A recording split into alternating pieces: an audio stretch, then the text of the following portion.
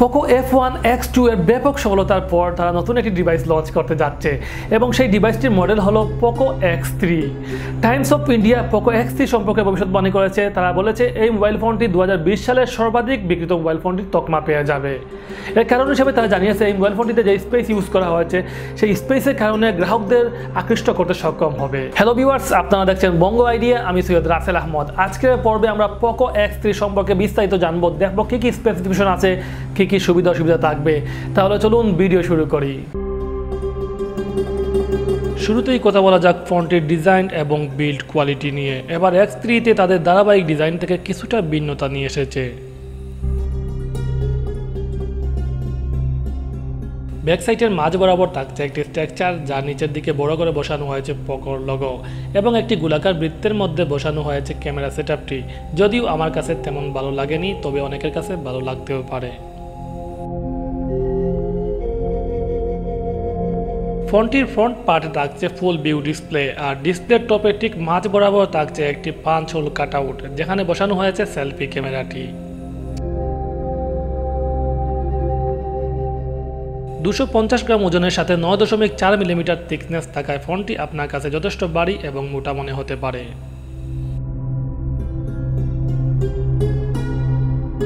অ্যালুমিনিয়ামের ফ্রেম দিয়ে তৈরি এই ফোনটির ব্যাক সাইডে থাকছে প্লাস্টিক বা পলিকার্বনেট। সবকিছু মিলিয়ে ফোনটির ডিজাইন একেবারে ফেলে দেওয়ার মতো না।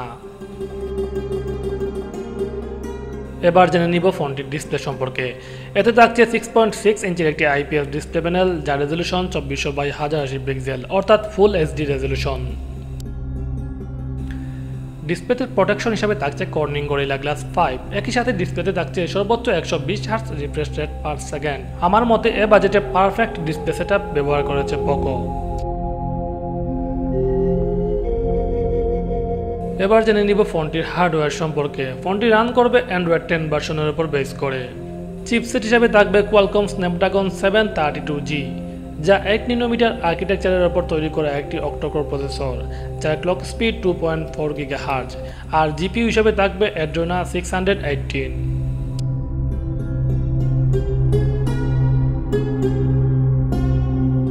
চিপসেট, সিপিইউ এবং জিপিইউ এই তিনটি অপটিমাইজেশন করলে যা দাঁড়ায় তা থেকে ভালো গেমিং পারফরমেন্স আশা করা যায়। ফোনটি 664 এবং 128 দুটি ভ্যারিয়েন্টে লঞ্চ করা হবে, যাতে র্যাম থাকবে DDR4 এবং রম থাকবে UFS 2.1 স্টোরেজ। এবার জেনে নিব ফোনটির ক্যামেরা সেকশন সম্পর্কে। ফোনটি রিয়ার ক্যামেরা মানে ব্যাক ক্যামেরা থাকছে কোয়াড কোর সেটআপ, যার প্রাইমারিতে থাকছে 16.4 মেগাপিক্সেল, সেকেন্ডারিতে থাকছে 13 মেগাপিক্সেলের আলট্রা ওয়াইড ক্যামেরা, থার্ডে থাকছে 2 মেগাপিক্সেলের ম্যাক্রো এবং ফোর্থে থাকছে 2 মেগাপিক্সেলের ডেপথ সেন্সর। ব্যাক ক্যামেরা দিয়ে সর্বোচ্চ 4K রেজলিউশনে ভিডিও শুট করা যাবে। ভিডিও স্টেবিলাইজারের জন্য থাকছে US সুবিধা। সেলফি ক্যামেরা থাকছে 20 মেগাপিক্সেলের একটি লেন্স। এই লেন্স দিয়ে সর্বোচ্চ ভিডিও রেকর্ড করা যাবে 30 fps দিয়ে 1080 পিক্সেল।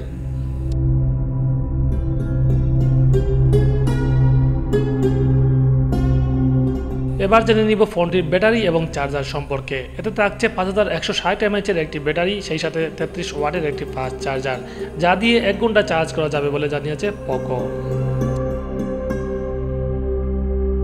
এবার ফোনটির কিছু ফিচার সম্পর্কে জেনে নিব। এতে থাকছে আই সেন্সর, যা দিয়ে টিভি, এসি সহ অনেক ইলেকট্রনিক পণ্য কন্ট্রোল করা যাবে। আর সিকিউরিটি হিসেবে থাকছে সাইড মাউন্টেড ফিঙ্গারপ্রিন্ট সেন্সর।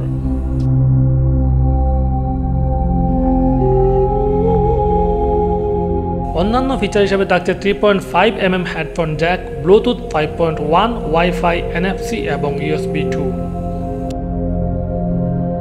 এবার জেনে নিব ফোনটির প্রাইস সম্পর্কে। টাইমস অফ ইন্ডিয়া জানিয়েছে এই ফোনটি ইন্ডিয়াতে প্রায় 20,000 রুপিতে পাওয়া যাবে, বাংলাদেশে এসে যা দাঁড়াবে প্রায় 23,500 টাকা।